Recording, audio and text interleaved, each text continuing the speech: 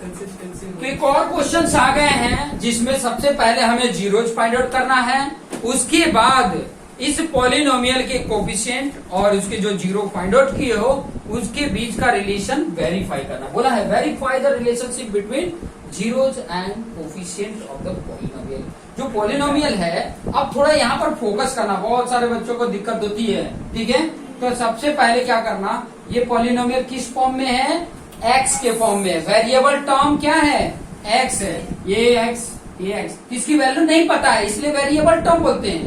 Very करेगा हर बार, ये x कहीं रखेगा तो कहीं 1 आता है, कहीं 2 आता है, कहीं -1 आता है, इसीलिए इसको वेरिएबल बोलते हैं। क्लियर हुआ। तो इसको हम पहले लिख लेते हैं, ये पी मतलब पॉलिनोमियल, एक्स मतलब एक्स के फॉर्म में है, एक्स इसका वेरिएबल टर्म है। तो सबसे पहले वाला स्क्वायर वाला टर्म लिखते हैं, इसमें स्क्वायर वाला ये है 6x²। उसके बाद एक्स वाला ये, तो ये पहले लिखोगे -7x, उसके बाद ये वाला कांस्टेंट टर्म -3। क्लियर। ये लिखने के बाद मुझे इसके जीरोज फाइंड आउट करने हैं। क्या फाइंड आउट करने हैं, जीरोज मतलब एक्स की वैल्यू पता करनी है। तो उसके लिए क्या करूंगा, सबसे पहले मैं ये जो पॉलिनोमियल है वो जीरो कर लूं, ठीक है, तभी एक्स की वैल्यू मिलेगी। वो एक्स की वैल्यू क्या होती है, जीरोज होती है। तो ये पॉलिनोमियल जीरो है, इसका मतलब ये भी इक्वल टू क्या होगा, जीरो होगा। 6x² - 7x - 3 equal to 0। अभी तक मैंने कुछ किया नहीं है, सिर्फ इसके इक्वल टू 0 लिखा है, क्योंकि मैं जीरोज फाइंड आउट कर रहा हूँ। जीरोज किसको बोलते हैं, x की वो वैल्यू जो इसमें सोल्यूशन में रखा जाए, इस पॉलिनोमियल में रखा जाए तो इसका सोल्यूशन 0 हो जाए, उस x की वैल्यू को जीरोज बोलते हैं। बार बार मैं ये बोल रहा हूँ। अब ये फाइंड कैसे होता है, इसके बाद मुझे स्प्लिट अप करना होता है, ये मिडिल टर्म को स्प्लिट करना होता है, क्योंकि ये 3 टर्म है, पेयर नहीं बनेगा, एक का पेयर बन जाएगा, एक खाली रह जाएगा, अकेला रह जाएगा। तो इसको हमें जोड़ा बनाना पड़ता है। वैसे धरती पे भगवान ने जोड़े बना के भेजे हैं, लेकिन हमें यहाँ पे बनाना पड़ता है, ठीक है। भगवान ने हमें भी यहाँ मौका दिया कि तुम भी जोड़े बना सकते हो, ठीक है। तो हमें इधर बनाना है, तो इसको, ये जो मिडिल टर्म है ना, इसको ही स्प्लिट कर सकते हो, ठीक है। स्प्लिट करना मतलब 2 पार्ट में चेंज करना, 2 पार्ट में बना देना। इसको बनाने की एक विधि है, सिस्टम है कि ये 2 पार्ट में कैसे बनेगा। जैसे पंडित लोग करते हैं ना, तो विधि करते हैं, तो ऐसे अभी हम यहाँ पे विधि सीखेंगे, ठीक है। अब विधि क्या है, x² के साथ जो मल्टीप्लीकेशन में है, 6 के है यहाँ पे, x², जो भी स्क्वायर टर्म में होगा, t² है तो t² के साथ क्या मल्टीपल है वो, और कांस्टेंट टर्म क्या है, -3 मतलब 3 है, तो 3 का मल्टीपल कर दो, कितना हो गया, 6 3 जा 18। एक तो ये फैक्टर हो गया। दूसरा और क्या फैक्टर हो सकता है 18 का, 1 × 18 भी होता है, ठीक है, और 9 × 2 होता है, इसके भी 18 होगा, ये भी 18 होगा, और क्या हो सकता है, बस इतना है, ठीक है। अब इतने में देखते हैं, अगर इतने में नहीं होता है ना, तो कहीं ना कहीं इसमें गलती है, तो इसमें और भी हो सकती है, ठीक है। चलिए यहाँ पर अभी देखते हैं, अब यहाँ पर देख लेते हैं, ठीक है। चलिए यहाँ पर देखिए, ये तो ठीक है, ये वाला तो आसान होता है, जब रूट में दिया रहता है ना, तब वहाँ दिक्कत होती है, तो वो भी मैं बताऊंगा। तो थोड़ा देखो, तो यहाँ माइनस है ना, यहाँ माइनस है ना, तो माइनस अगर है तो ये माइनस करने पे 7 आएगा। इनमें से कौन सा है जिसको माइनस करने पे 7 आएगा, देखो 6 में से 3 माइनस किया तो 3 आएगा, तो वो तो होगा नहीं। 18 में से 1 माइनस करोगे तो 17 होगा, वो भी नहीं होगा। 9 में से 2 माइनस करोगे 7 आएगा, मतलब ये फैक्टर हमारे लिए एक्सेप्टेबल है। तो इसी को 2 फैक्टर में बनाना है, इन दोनों को तो वैसे ही लिखना है, ये 6x² वैसे ही लिखा, इसको 2 पार्ट करना है, तो 2 पार्ट, एक 9x हो जाएगा और एक 2x हो जाएगा। बस इसकी साइन की इंपॉर्टेंट है। अब देखो 9 और 2 आ गया ना, पता चल गया कैसे आया, पता चला ना ये कैसे आया 9 और 2। तो अभी ये 9x और 2x लिख, क्योंकि x के फॉर्म में ये, तो 9x और 2x लिख दिया। अब साइन की बात आ रही है, तो मैंने बोला था इसके आगे जो साइन है, ये जो साइन है वो बड़े वाले में लगा देना है। यहाँ जो साइन है वो बड़े, इनमें बड़ा कौन है, ये है, इसके आगे माइनस लगा दिया, और ये माइनस लगा तो इधर अपने आप प्लस लगाना है, क्योंकि सब्ट्रैक्शन करने पे आ रहा है, माइनस करने पे आ रहा है ये। क्लियर। बाकी ये इसको ऐसे उतार देना है, क्लियर, इसको साफ कर देना है, ये तो हमारे रफ वर्क है। क्लियर। उसके बाद अब ये पेयर देखो, एक ये पेयर, एक ये पेयर है, ठीक है, जोड़े बन गए, यहाँ पे हमने जोड़े बना दिए यहाँ पे। अब इन जोड़ों में से देखो ये 6 के टेबल में आता है, लेकिन ये 6 के टेबल में नहीं आता है। अब छोटा और लो, ये 3 के टेबल में आता है, ये भी आता है। तो पहले तो नंबर 3 कॉमन कर लिए, दोनों आते हैं 3 के टेबल में। बड़ा से बड़ा नंबर लेने का, बड़े से छोटे में आने का। पहले देखो इन दोनों में जो सबसे छोटा था वो ये बड़ा नंबर है, ये इसके टेबल में ये तो आ रहा है, इसके नहीं आ रहा है। अब इससे छोटा ये 3 के टेबल में आता है, ये भी आ रहा है तो 3 मैंने कॉमन ले लिया। एक्स इसमें एक ही है, इसमें 2 है, एक एक्स मैं ले लूंगा कॉमन में। अब यहाँ पे देखो ये 3 2 जा 6 होता था, 2 हो गया। और एक एक्स इसका निकाल देंगे तो एक एक्स बचेगा ना, तो वो एक्स यहाँ पे आ गया।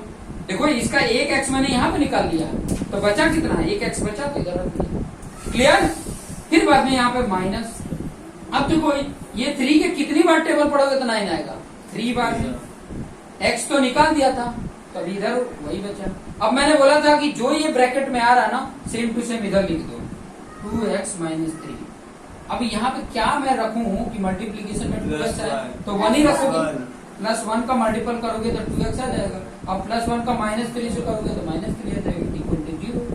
अब यहाँ पे देखो एक पेयर, या भी ये एक ये है और एक ये है, तो ये पेयर, अभी ये एक पेयर बचे, इसमें से 2x माइनस 3, इसमें से 2x माइनस 3 कॉमन ले लिए। बचा इधर क्या, 3x बचा और इधर +1 बचा। तो या तो ये टर्म 0 होगा या तो ये टर्म 0 होगा, तभी तो 0 आ सकता है। तो या तो एक बार 2x माइनस 3 इक्वल टू 0, या तो 3x plus 1 equal to 0। Clear. तो यहाँ पर देखोगे 2x है, -3 इधर गया तो क्या हो जाएगा, +3। अब ये 2 मल्टीपल है तो इधर डिवाइड हो जाएगा, x की वैल्यू कितना आ गया, 3 डिवाइडेड बाई। क्लियर। यहाँ पर भी यहाँ +1 है, इधर जाएगा तो क्या होगा, 3x लिखा, ये +1 इधर गया तो -1। यहाँ 3 मल्टीपल है तो इक्वल की इस साइड जाएगा तो क्या होगा, डिवाइड हो जाएगा। एक x की वैल्यू क्या आ गया, -1/3। अब यहाँ पे लिख लेंगे जीरोज। जीरोज क्या क्या है, अल्फा की वैल्यू है आपका 3/2 और बीटा की वैल्यू है -1/3। और जीरोज भी लिखेंगे यहाँ पे, सॉरी कोफिशिएंट लिखेंगे, कोफिशिएंट। ठीक है, कोफिशिएंट्स क्या क्या है, ए क्या होगा, इसमें जो x स्क्वायर का कोफिशिएंट है ना, तो क्या है, a है। a की वैल्यू कितनी है, 6 है। x के साथ जो कोफिशिएंट है ना वो b होता है, x के साथ क्या कोफिशिएंट क्या है, b माइनस है। और c कितना है, कांस्टेंट टर्म, -3 है, -3। अब यहाँ पे वेरीफाई करेंगे। पहला वेरिफिकेशन क्या है, सम ऑफ जीरो। ठीक है, alpha plus beta equal to -b/a। Alpha की वैल्यू 3/2 प्लस बीटा की वैल्यू -1/3। ठीक है, माइनस b की वैल्यू कितनी है, -7 और a की वैल्यू कितनी है, 6। क्लियर। अब यहाँ पे देखो, यहाँ 3/2 है, यहाँ प्लस माइनस क्या हो जाएगा, -1/3 हो गया। और यहाँ पे माइनस प्लस 7/6 हो गया। अब यहाँ पे देखो ना, एक और चीज बताओ ना, अगर आपको ये फ्रैक्शन सॉल्व करने नहीं आ रहा है, डायरेक्ट ये 7/6 इधर लिख देना और इधर भी 7/6 लिख देना, वेरीफाई। आप ये करने जाओगे ना तो भी ये आएगा, गारंटेड है आएगा। करके भी बता देता हूं, देखो 3/2 -1/3, 3 और 2 का एलसीएम क्या होता है, 6 आता है। 2 में क्या मल्टीपल करेंगे तो 6 आएगा, 3 का करोगे तो इधर भी 3 करना पड़ेगा, 3 3 जा 9।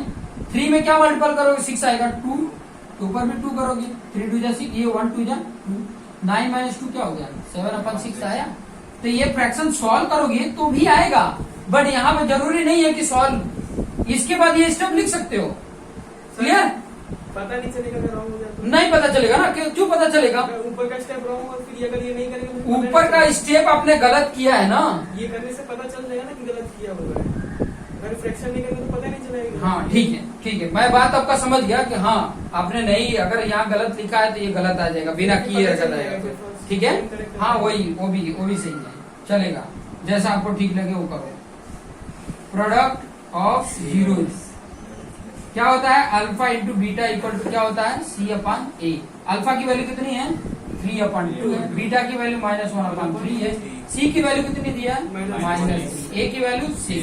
अब यहाँ देखो 3 1 जा, या तो ये ऊपर का 3 नीचे का 3 कट कर सकते हो, प्लस माइनस माइनस, ऊपर 1 और 2 1 जा 2। यहाँ पर देखो 3 1 जा या 3 2 जा, -1/2, यहाँ पर वेरीफाई। क्लियर। इस तरीके से हम वेरीफाई करेंगे। तो 3 क्वेश्चन हो गए हैं, तीसरा के बाद चौथा, पांचवा, छठा है वो हम देखेंगे।